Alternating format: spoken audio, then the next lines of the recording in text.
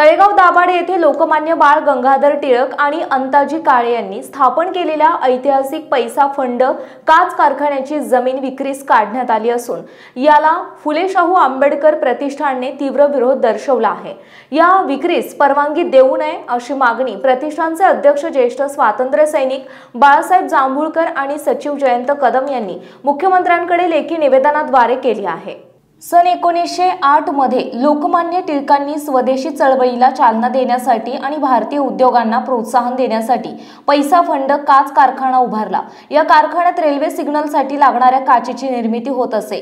त्याचबरोबर टिळकांनी 65 एकर जागेत क्रांतिकारक घडवण्यासाठी समर्थ विद्यालयाची स्थापना केली, जे आजही सुरू आहे। या ऐतिहासिक औद्योगिक निधी संस्थेच्या 65 एकरांपैकी 7344 चौरस मीटर जागा विक्रीसाठी विश्वस्त मंडळाने सहधर्मदाय आयुक्तांकडे प्रस्तावित केली आहे। प्रतिष्ठानच्या निवेदनात म्हटले आहे की संस्था आर्थिक अडचणीत असल्याचे कारण देऊन जमीन विक्रीची परवानगी मागण्यात येत आहे। मात्र कारखान्याला अजूनही रेल्वे सिग्नलसाठी काचेची मागणी नसताना आर्थिक अडचण कशी निर्माण झाली हा प्रश्न अनुत्तरितच आहे। ही विक्री म्हणजे ऐतिहासिक वारसा नष्ट करण्याचा प्रकार असून पुढील पिढ्यांना प्रेरणा देणाऱ्या वास्तूचा अपमान आहे, असेही निवेदनात स्पष्ट करण्यात आले। लोकमान्य टिळकांनी उभारलेला पैसा फंड काच कारखाना आणि त्याची जमीन हा देशाच्या औद्योगिक, शैक्षणिक आणि स्वातंत्र्य चळवळीच्या इतिहासातील महत्त्वाचा ठेवा आहे। या ऐतिहासिक ठेव्याचे जतन व्हावे म्हणून जमिनीच्या विक्रीस परवानगी देऊ नये अशी विनंती प्रतिष्ठानने केली आहे। प्रतिष्ठानच्या या भूमिकेला तळेगाव परिसरातील अनेक नागरिकांनी पाठिंबा दर्शवला असून ऐतिहासिक वारशाच्या जतनासाठी हा निर्णय महत्त्वाचा ठरणार आहे। माननीय बाळ गंगाधर टिळकांनी 100 वर्षापूर्वी तळेगाव दाभाडे येथे 65 एकर जागा क्रांतिकारकांना शिक्षण देण्यासाठी घेतली होती आणि त्या जागेमध्ये लोकांकडून पैसा फंड काच कारखान्याची निर्मिती करण्याकरता एक पैसा गोळा करून पैसा फंड काच कारखान्याची निर्मिती केली की ज्या योगे मावळ तालुक्यातील गोरगरीब जनतेला रोजगार निर्मिती होईल आणि त्या द्वारे इथे राष्ट्रीय संस्था उभी राहील असं त्यांचा मानस होता।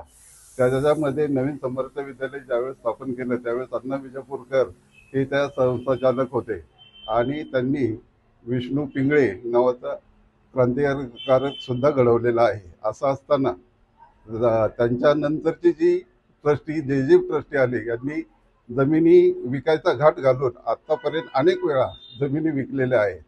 आमचा फुले शाहू आंबेडकर प्रतिष्ठानच्या वतीनं याला तीव्र आक्षेप आहे की जे लोकमान्य टिळकांनी एक साईडला 65 एकर जागा, पलीकडच्या साईडला बाबासाहेब आंबेडकरांनी 48 एकर जागा अशी लोकांच्या शिक्षणाकरता घेतलेल्या जागा जर विकू जात असतील तर याचा ठेवा आपण कुठेतरी जपून केला पाहिजे असं आम्हाला फुले शाहू आंबेडकर प्रतिष्ठानच्या वतीने वाटतं आणि म्हणून आम्ही माननीय मुख्यमंत्र्यांना हे पत्र देऊन याला जमीन विकायला हरकत घेतलेली आहे।